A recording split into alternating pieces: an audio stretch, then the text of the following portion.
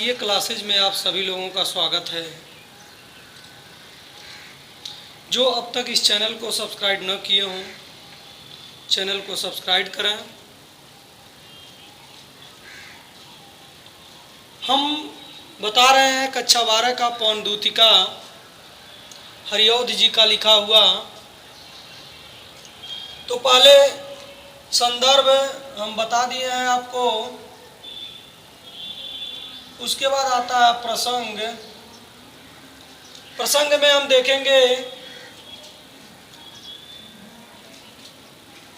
राधा जो पत्रवाहक दूत पौन को भेज रही हैं, वह अपनी मुख से कह नहीं सकते कुछ, इसलिए राधा पौन को सांकेतिक भाषा के रूप में अपनी याद बताने के लिए पौन से कहती हैं।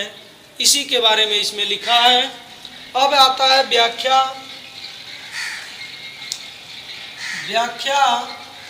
व्याख्या से पहले हम इसको पढ़ेंगे। तेरे में है नौ यह गुण जो तू व्यथा सुनाए, व्यापारों को प्रखर मति और युक्तियों से चलाना। बैठे जो हो निज सदन में मेघ सी क्रांति वाले, तो चित्रों को इस भवन के ध्यान से देख जाना।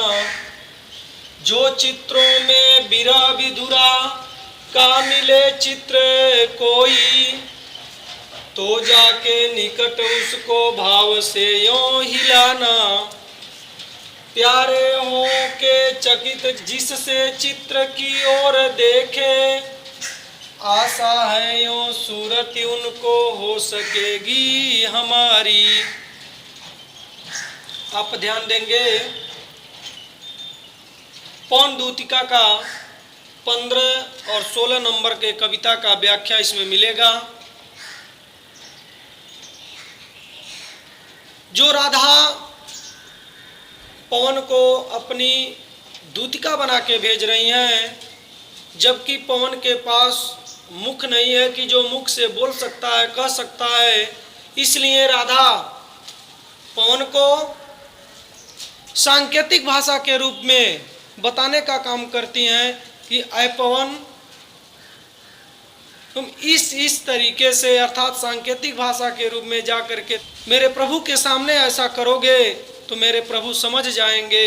अगर उनकी थोड़ी भी याद आएगी तो वे हमको भली बात जान जाएंगे। देखिए इसमें राधा जो है पवन को जब भेजती है तो पवन से कहती हैं, तेरे में है न यह गुण जो तू व्यथा सुनाए। व्यथा माने होता है समस्याएं या राधा की बातें, राधा का दुख, राधा का विरह। ऐ पवन, तेरे अंदर वो गुण नहीं कि तू अपने मुख से मेरे दुख की बातों को मेरे प्रभु श्री कृष्ण से कह सको।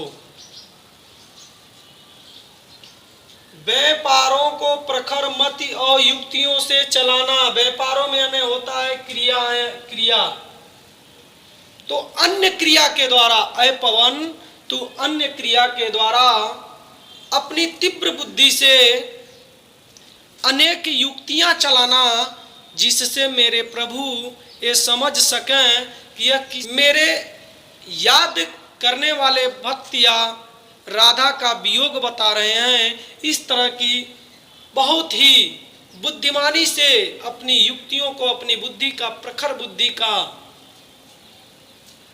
चंचलापन प्रभु के सामने प्रस्तुत करना। बैठे हो जो निज सदन में मेघ सी क्रांति वाले। मेघ माने होता है बादल, बादल के समान अर्थात भगवान श्री कृष्ण। बैठे जो हो निज सदन, मेरे भगवान श्री कृष्ण अगर अपने निजी सदन, निजी भवन में अगर बैठे हों, मेघ सी क्रांति वाले अर्थात मेघ के समान मुखमंडल पे आभास क्रांति वाले मेरे प्रभु अगर कृष्ण अपने निजी सदन में बैठे हों, तो चित्रों को इस भवन के ध्यान से देख जाना। तो ऐ पवन, उस भवन में तू जाना और उस भवन में जितने भी चित्र लगे होंगे उन चित्रों को तो बहुत ध्यान से देखना, उस चित्रों को देखना और उस चित्र के माध्यम से मेरे प्रभु तक संकेत पहुंचाना।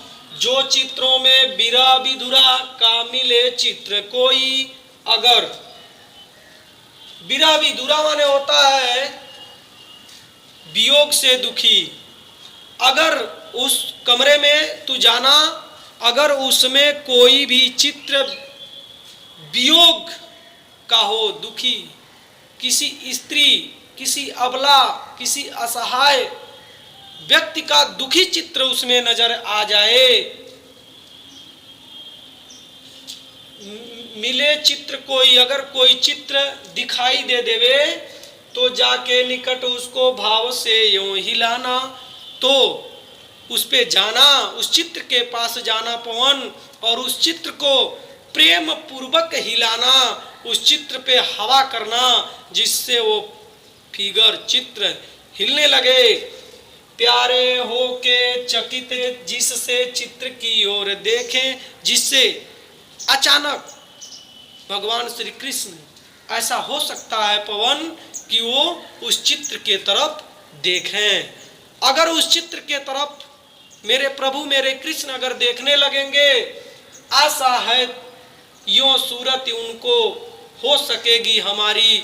तो मुझको ये विश्वास होता है कि कृष्ण जब उस दुखी चित्र को देखेंगे तो उनके अंदर यह आभा, आशा हो जाएगी कि हो सकता है मेरी राधा भी इसी चित्र के भांति दुखी अपने मुझको याद करते हुए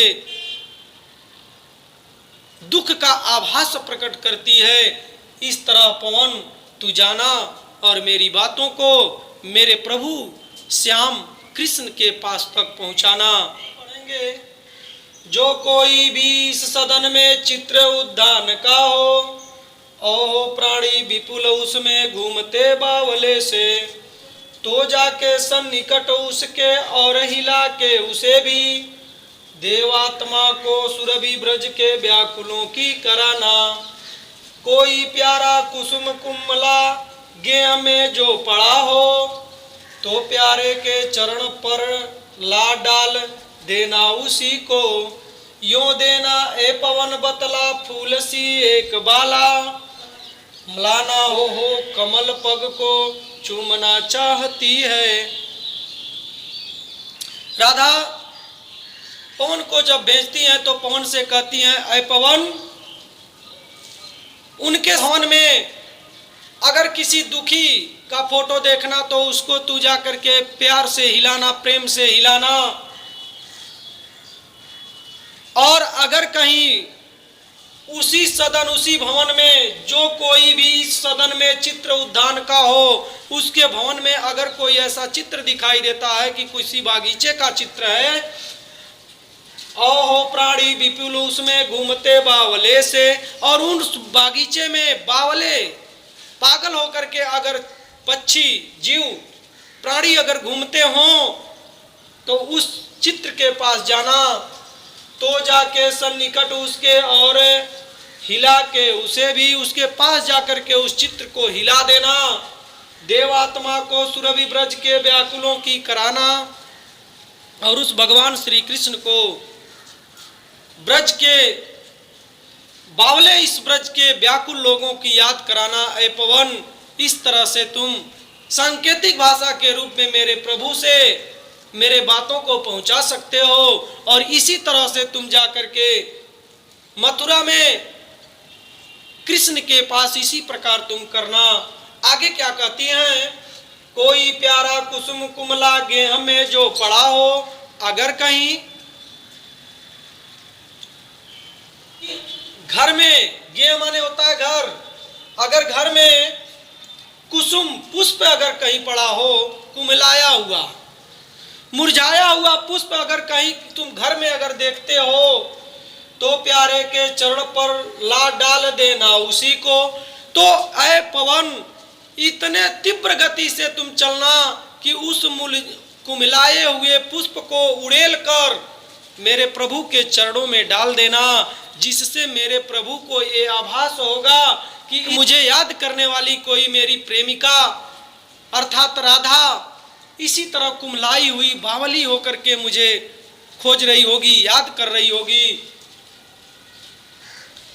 यो देना ए पवन बतला फूल सी एक बाला, ए पवन उस फूल को ले जाकर के प्रभु के चरणों में डाल के ये बताना कि इसी मुरझाए हुए पुष्प के समान ही एक बाला माने होता है लड़की, जो आपके यादों में मुरझाई हुई है, मलाना हो कमल पग को चूमना चाहती है, और उनको आभास कराना कि इसी तरीके से एक पुष्प के समान मुरझाई हुई लड़की बाला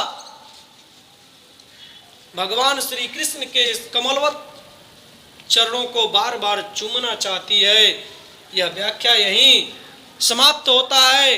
राधा बार बार पवन को सांकेतिक भाषा के रूप में जाकर के कहने के लिए कहती है। धन्यवाद।